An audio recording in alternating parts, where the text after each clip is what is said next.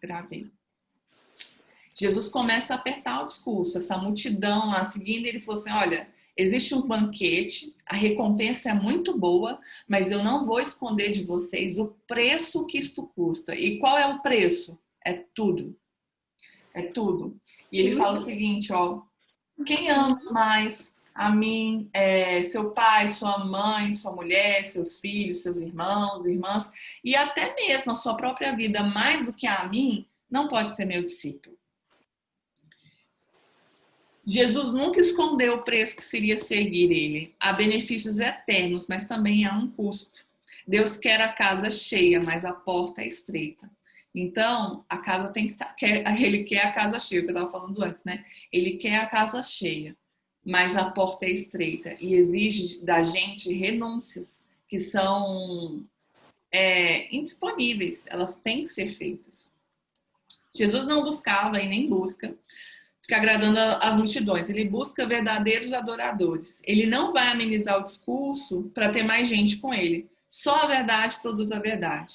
Não adianta a gente querer atrair isso, até mesmo quando a gente quer evangelizar, falar de Jesus, querer atrair as pessoas contando para elas mentiras, omitindo o discurso. É claro que a gente vai falar de todas as coisas boas que o reino de Deus tem, mas a gente não pode omitir a verdade da palavra, porque senão a gente vai atrair as pessoas pelo engano. Atrair pessoas por coisas que são do interesse dela, mas não falar da verdade do evangelho, a gente vai produzir falsidade. Eu li um livro do John Bevere que ele falava o seguinte, que aquilo que você usa para atrair vai ser o que você vai ter que usar para sustentar. Então, se você está usando coisas que não são verdadeiras, que não são profundas para atrair, enganar as pessoas, você vai ter que sustentá-las com isso, senão elas vão se sentir enganadas. Né? E Jesus não queria enganar ninguém, ele falava da verdade. Seguir Jesus requer se esvaziar totalmente, renunciar a tudo. E de novo a gente vê o homem inchado trazendo uma lição aqui pra gente. Jesus nos cura desse nosso inchaço, é o nosso orgulho, a nossa soberba. Requer a gente renunciar a tudo. E isso, mais uma vez, não quer dizer voto de pobreza. Isso quer dizer que nada vai ter mais importância do que ele. E que se você se imaginar sem nada do que você tem, você vai imaginar a sua vida boa porque você vai ter ele. E que você se imaginando com todas as coisas que esse mundo pode te oferecer, sem ele, você é entender que essas coisas não têm valor algum. Que ele é o seu maior valor. Essa renúncia é uma renúncia de coração. Quando Deus pediu para Abraão entregar Isaac, que era o único filho dele, Deus não deixou Isaac chegar até os finalmente. Mas a Bíblia fala que Abraão sacrificou Isaac no coração dele. Mesmo ele não tendo entregue Isaac como um sacrifício, ele já tinha entregue no coração, ele já tinha entregue para Deus. E por isso ele recebeu de volta. Então, quando a gente entrega, a gente tem. Mas quando a gente quer reter, a gente perde. Então, para ser discípulo de Jesus, tem que entregar tudo, entender que tudo vem dele. E que ele está acima de todas as coisas. E o mais legal de tudo isso é que Jesus não pediu para nós algo que ele não tivesse feito. Ele renunciou um reino que é muito maior e muito mais poderoso do que qualquer coisa que eu ou você podemos renunciar. Não tem nada na nossa vida que seja mais valioso aquilo que Jesus renunciou, que foi a glória dele no céu. Então, ele não pede pra gente algo que ele mesmo não tenha feito. Carregar a cruz quer dizer negar a si mesmo. A gente já falou, né? Que a cruz não é um problema que você tem, não é uma pessoa chata no seu trabalho, uma pessoa chata da sua família que você tem que tolerar. Cruz não é isso que a gente costuma falar, né? Ah, essa é minha cruz. Mas não é isso. Cruz é um instrumento de morte, aquilo que faz você negar a si mesmo, é você negar as suas próprias vontades. É você ser escravo de Cristo. É uma liberdade que é de você saber escolher o que você precisa fazer, ao invés de viver pelas suas vontades, por aquilo que você quer fazer. Não tem quem viva pelas suas vontades que não peque. Porque as nossas vontades, por mais bons seres humanos que a gente pense ser, em algum momento a gente vai estar contaminado pelo egoísmo, pela nossa natureza carnal, porque esses é o fruto da carne, né? São os frutos da carne. Nem mesmo você pode estar acima dele. Forte isso, né? Não é só a nossa família, não é só os nossos bens, nem nós mesmos podemos estar acima dele. E aí Jesus fala sobre calcular o preço, né? Ele fala assim, olha, ninguém que vai construir um prédio não senta primeiro, faz as contas, analisa para que ele não seja envergonhado. E Jesus está falando assim, olha, eu estou falando o preço que vai ser me seguir agora para que vocês não abandonem o caminho, porque abandonar o caminho é uma vergonha. É uma vergonha você começar e não terminar. Algumas pessoas que talvez se converteram, começaram a andar com Jesus e depois abandonaram o caminho, foram vítimas de zombaria. Ah, tá vendo? Eu sabia que não ia dar em nada. Fulano, isso aí como é que fala? Coisa ruim, peça ruim? Enfim, sabia que não ia dar certo. É motivo de zombaria. Então a gente tem que saber o caminho que a gente está entrando para a gente tomar uma decisão definitiva. E não uma decisão com base em empolgação, que quando acabar a empolgação a gente vai desistir do caminho, a gente vai sair. Tome uma decisão definitiva.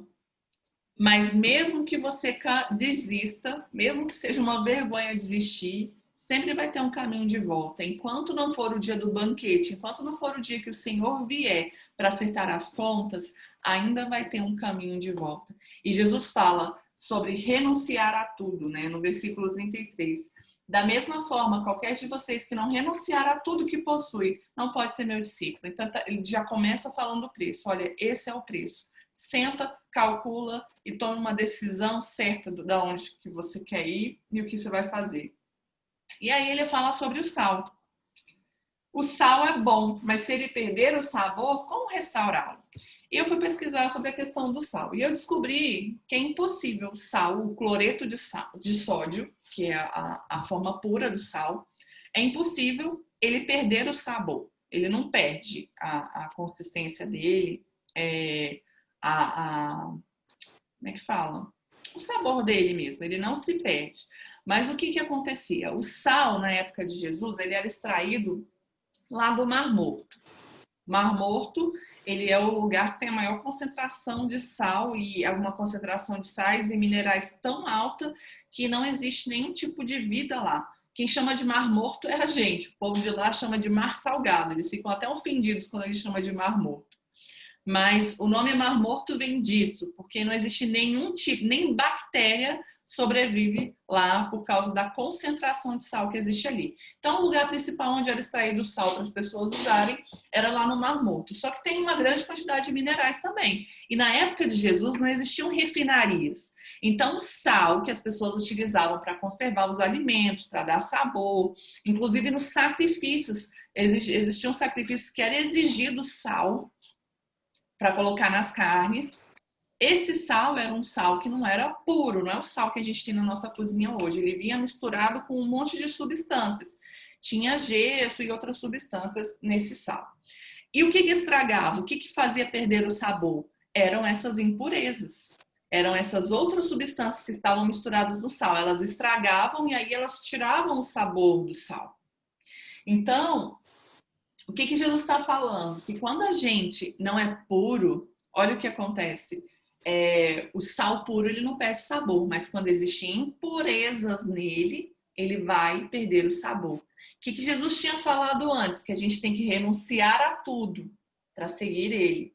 Então, quando a gente quer seguir Jesus, mas que deixa coisas impuras estarem junto, caminhando junto com a gente vai perder o sabor. A gente vai perder o nosso propósito. E o que acontecia com esse sal que estragava, esse sal que perdia o sabor?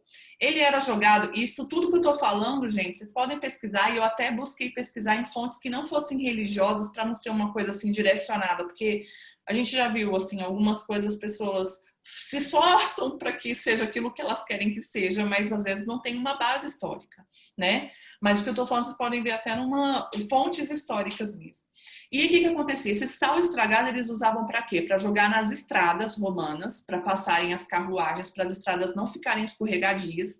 Então, como tinha sal, gesso, essas outras coisas, jogava ali nas estradas. E também esse sal ele ia para os templos, porque na época do inverno às vezes congelava e o sal era jogado para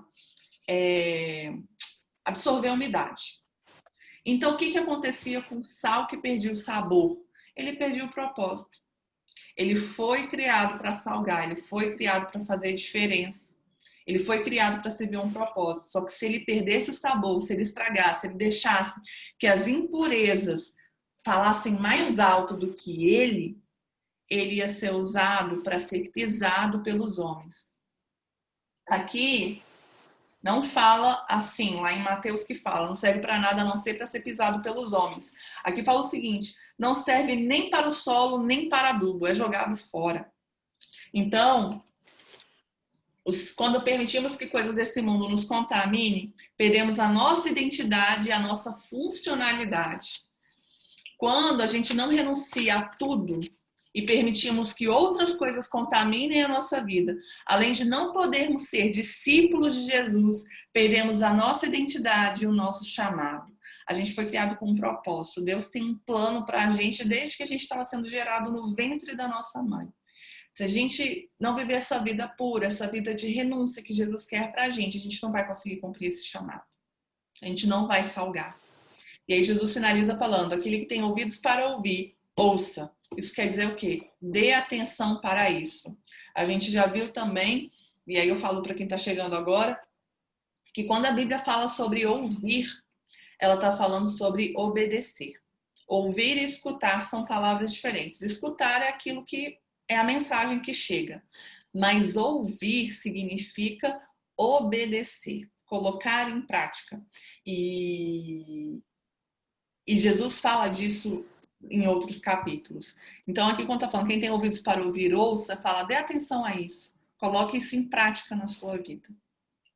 E aí, a gente vai entrar no capítulo 15, que vai falar sobre 3 histórias que retratam o mesmo assunto, sobre coisas que foram perdidas. Então, Jesus finaliza o capítulo, né, a forma como Lucas organizou o livro, ele finaliza o capítulo 14 falando sobre o sal que perdeu o sabor, e ele começa o capítulo 15 falando como encontrar aquilo que foi perdido. Então, enquanto não chegar o dia do banquete, enquanto não chegar o dia que o Senhor vier prestar contas, existe uma porta aberta, existe um caminho de resgate, e esse caminho se chama arrependimento. Nas 3 parábolas que Jesus contou, todas elas finalizam falando sobre alguém que se arrependeu.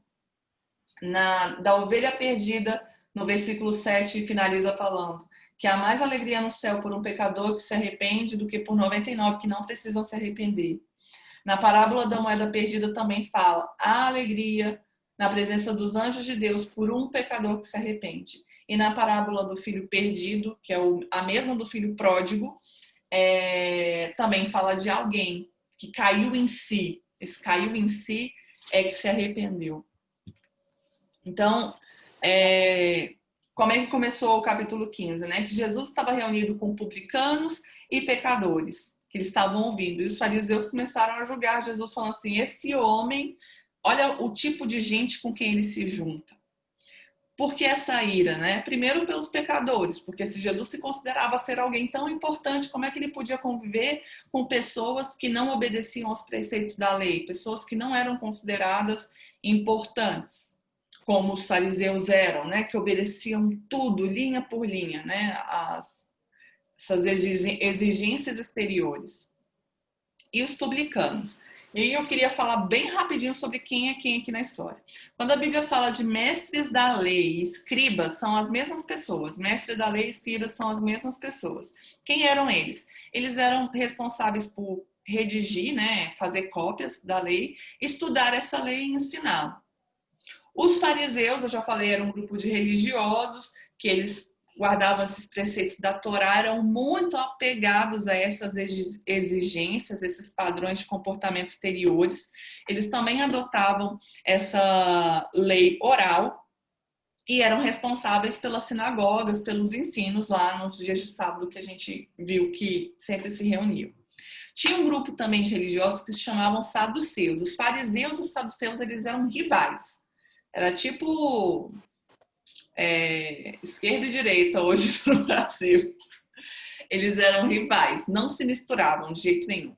E o que acontecia? Os saduceus, eles eram de um grupo da família sacerdotal, eles tinham prestígio político, religioso que os fariseus não tinham.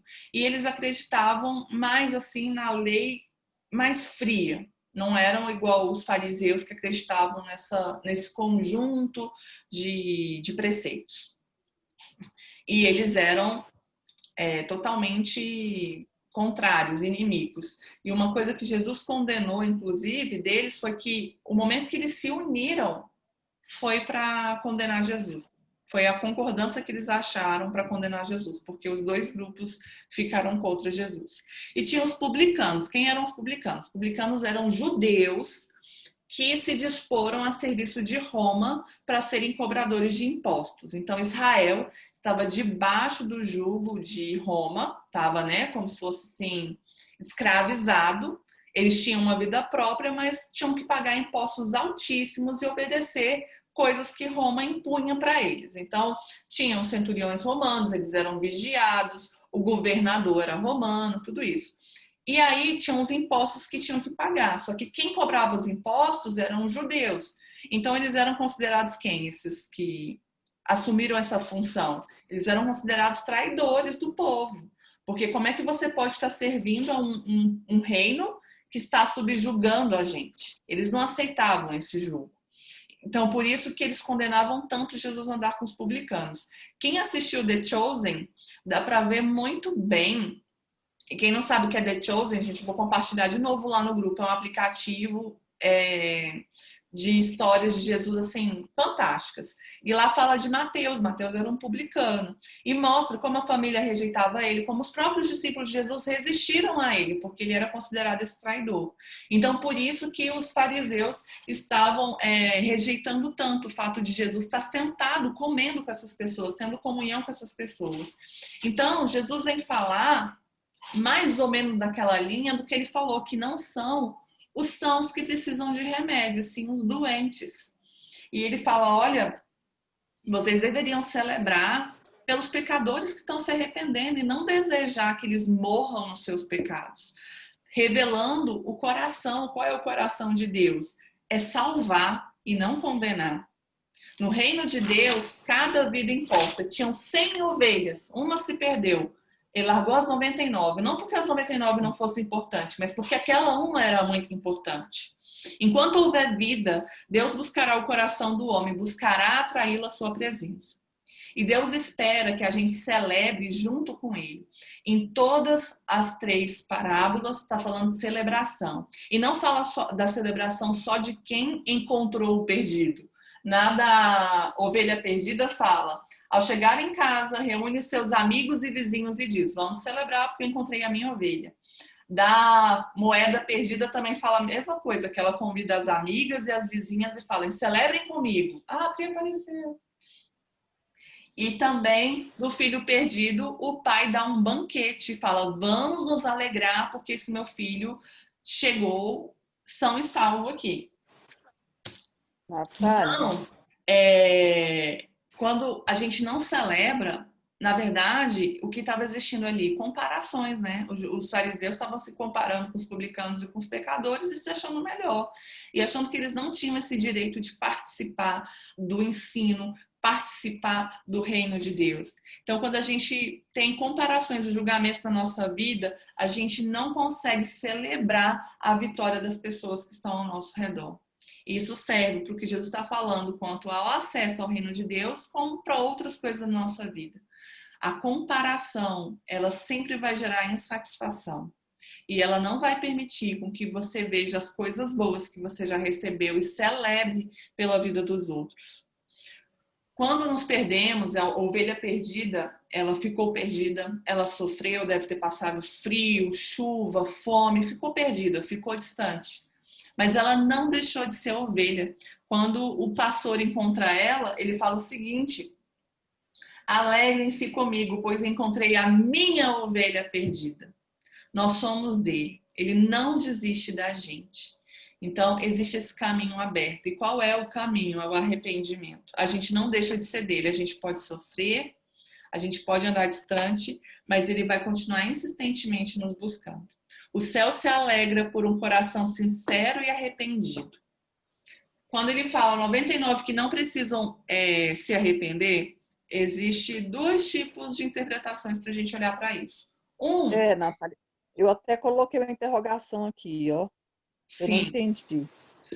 É pensar o seguinte, que essas 99 estavam lá no aprisco e tudo estavam bem e elas não tinham problemas. Eu acho difícil olhar por esse lado, porque como Jesus estava falando com os fariseus e sempre combatendo a hipocrisia deles, o orgulho, né, de se achar melhor, eu vou comparar essas 99 que não precisam se arrepender quando Jesus fala que são os doentes que precisam de remédio, não sãos. Jesus não estava falando que existia são, mas estava falando de quem reconhece que é doente, vai atrás do remédio. Quando ele falou lá da mulher que chorou aos pés de Jesus, secou com o cabelo as lágrimas, que eles falaram assim, se ele soubesse que ela é uma pecadora, eu não ia estar deixando ela fazer isso. E aí ele fala assim, quem muito pecou, muito amou. Né, que fala assim, ele pergunta pro Simão lá, né, o dono da casa. Fala assim, olha, se uma pessoa for perdoada de uma dívida gigante e uma pessoa perdoada de uma dívida menor, quem vai amar mais? Ele, quem foi perdoado da dívida gigante. Aí que Jesus fala essa frase, né? Quem muito pecou, muito amou. Não é porque os fariseus estavam com a vida boa e a vida ganha, mas é o reconhecimento que a gente tem da dívida que a gente tem, do tanto que a gente precisa se arrepender. Se a gente acha que já está tudo bem, a gente não precisa se arrepender, a gente é autossuficiente. E aí, de novo, a gente está cheio de si. Então, a gente precisa constantemente estar nesse lugar de ser achado por Deus, de estar se arrependendo. Lá em 1 Pedro, eu anotei aqui. Deixa eu ver.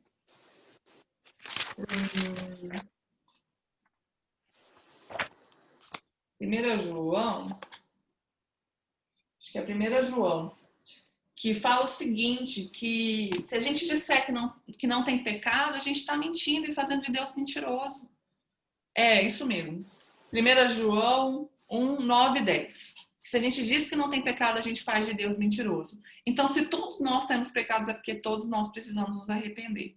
Então, eu considero que Jesus está falando isso. Olha, se você não precisa de nada, para que festa, né? Você já é autossuficiente, você já tem tudo que você precisa. Mas o céu vai se alegrar com aquele coração que reconhece o tanto que precisa de perdão, tanto que precisa estar diante de Deus. Esse coração sincero. E aí vai falar da dracma perdida. A dracma, gente, era o valor de uma moeda, que era o valor de uma diária de um dia de trabalho. Então, vamos considerar, né, uma diária hoje em dia de 150, 200 reais, vamos colocar, dependendo do trabalho, né? Essa dracma tinha esse valor. Mas tem outra interpretação para isso que eu quero mostrar para vocês.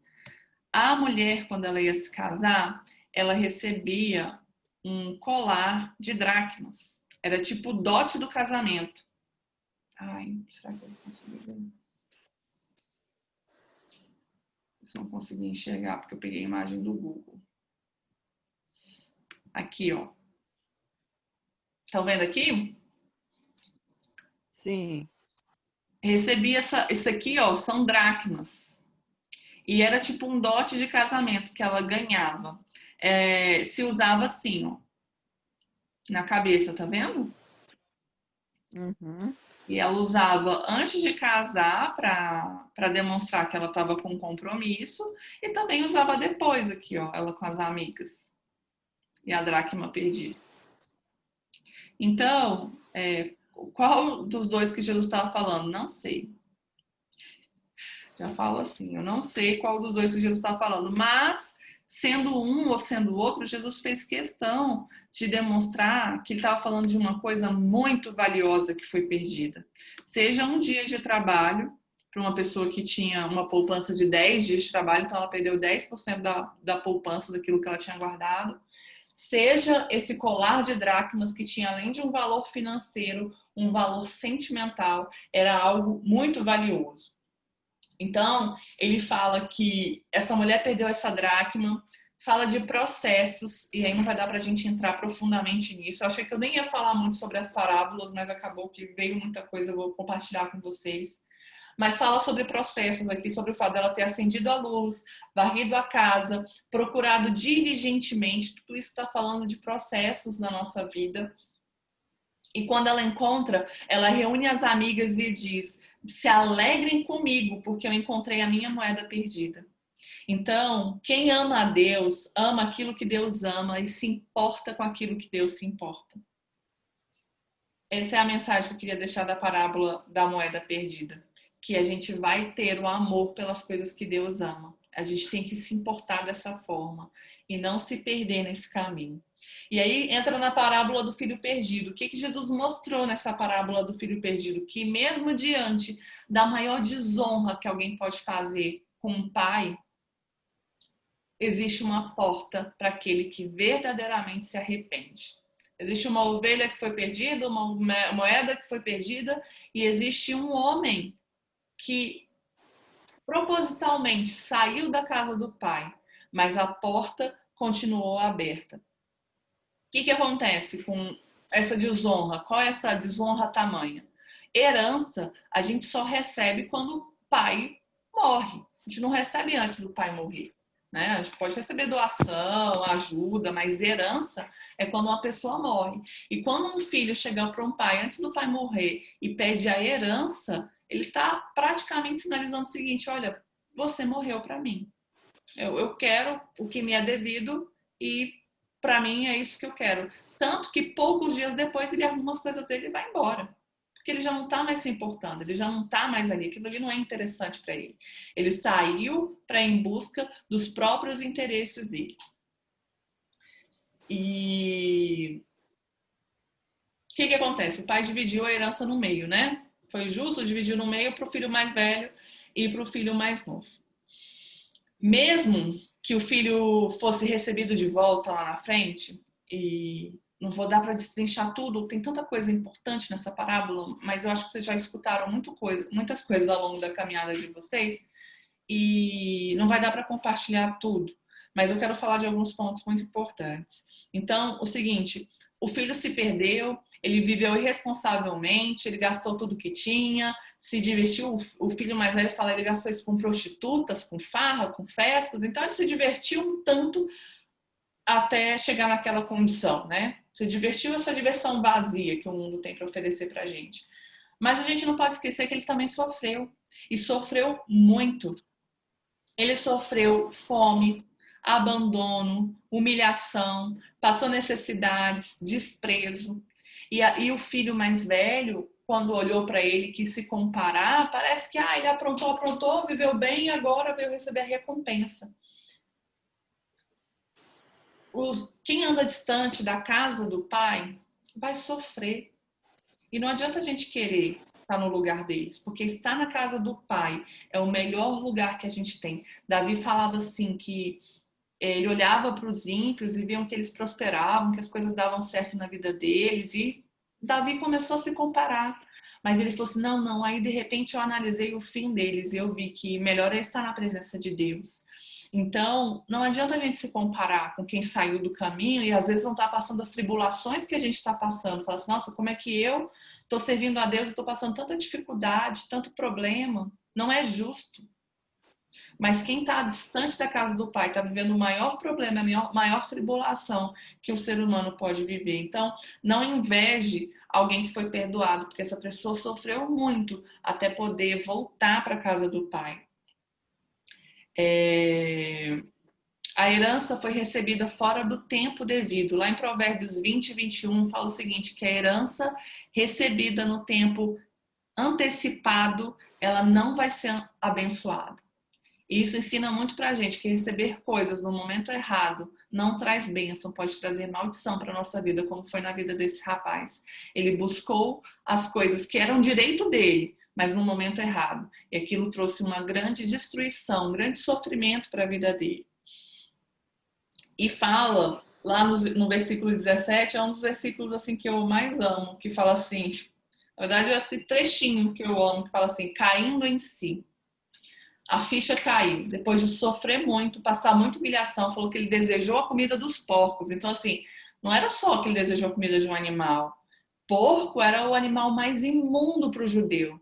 Ele estava desejando, não era comer a carne do porco, era comer a comida do porco. É um nível master, assim, de humilhação, de fundo do poço. E ele caiu em si e falou assim, cara, por que eu tô me submetendo a isso, sendo que meu pai, os funcionários dele têm uma vida muito melhor do que eu. E ele decidiu que iria fazer algo. E ele não só decidiu, ele foi e fez. Então, quando eu creio que foi o próprio Deus que colocou isso no coração, né, desse homem, esse caindo em si. Quando a gente cai em si, quando a gente consegue enxergar a situação que a gente está de fato, é Deus que coloca isso no nosso coração. Mas às vezes a gente fala, e aí eu compartilho de novo a minha história, né? Quando eu estava desviada, todo domingo eu ia voltar. Falava assim, é a última festa que eu vou. Domingo que vem eu vou para a igreja. E não ia. Não, mas agora vai ser diferente. Passavam uns sustos, quando eu passava uns sustos assim grande, eu falava, não, agora eu vou voltar, não quero mais. E não voltava. E o que me chamou a atenção desse rapaz é que ele falou assim, não, eu vou. E ele foi. E ele de fato foi. E quando ele foi, o pai estava esperando ele na porta e recebeu ele cheio de amor e compaixão. A visão errada que a gente tem de Deus muitas vezes nos afasta dele. A gente permite que as acusações tomem lugar no nosso coração. E a gente acha que quando Deus vier, quando a gente se chegar para perto de Deus, ele vai estar com um cajado para dar tum na nossa cabeça e falar assim, ah, tá vendo, seu miserável? Mas Deus está esperando a gente na porta, ansioso para nos receber, cheio de amor e compaixão. Não para nos condenar, mas para nos abraçar e nos perdoar. Existe condenação para aqueles que persistem no erro, mas para as pessoas que se arrependem verdadeiramente, Deus tem braços abertos, braços de amor, e não só isso, restituição, um lugar como filho. É isso que ele tem para as pessoas que se arrependem de fato. Lá em Isaías, eu estou falando muita referência, porque veio muita referência nesse estudo para mim. Lá em Isaías 42, versículo 3, eu me lembrei quando eu pensei sobre isso, né? Que às vezes a gente espera que Deus venha nos subjugar, né? Se aproveitar em cima da nossa falha e tudo. Eu me lembrei de Isaías 42, 3, que fala, quando estava anunciando sobre Jesus, fala que ele não ia esmagar a cana quebrada e nem apagar o pavio que fumega. O que isso quer dizer? A cana já estava quebrada, ele não ia pisar em cima de alguém que está quase sem forças. A Bíblia fala que ele dá força ao cansado. O pavio que está fumegando é aquela última fagulhazinha de fogo. Ele não ia lá e assoprar, terminar de acabar com tudo. Deus tem restauração para aqueles que buscam Ele de verdade. Então, quando a gente errar, quando a gente pisar na bola, quando por algum motivo a gente se desviar, o diabo ele traz acusação. Ah, você vai ter coragem? Nossa, você, hein? Olha só, pisou na bola mais uma vez, hein? E tal. Mas não é isso que Deus tem pra gente. Deus tem pra gente braços de amor. Ele é como esse pai que está esperando o filho na porta para recebê-lo. E aí, o que aconteceu? Ele chegou e ele falou aquilo que ele tinha pensado. E, gente, uma coisa que é necessária na nossa vida tá no último minuto, gente. A gente vai ter que entrar mais uma vez para finalizar, tá? Uma coisa necessária na nossa vida é confissão de pecados. Quando lá em 1 João, no capítulo 1, versículo 9 e 10, fala que quem fala que não tem pecado faz de Deus mentiroso, ele fala assim, mas confessai os vossos pecados. Por quê? A gente tem que falar. Acordou. A gente tem que falar, expressar. Não adianta você só pensar, eu falhei, eu errei, e no seu coração. É que nem quando tem gente que é assim, né? Pisa na bola, erra, a pessoa não pede perdão. Aí ela começa a te tratar bem, te oferece coisas, mas ela não toca no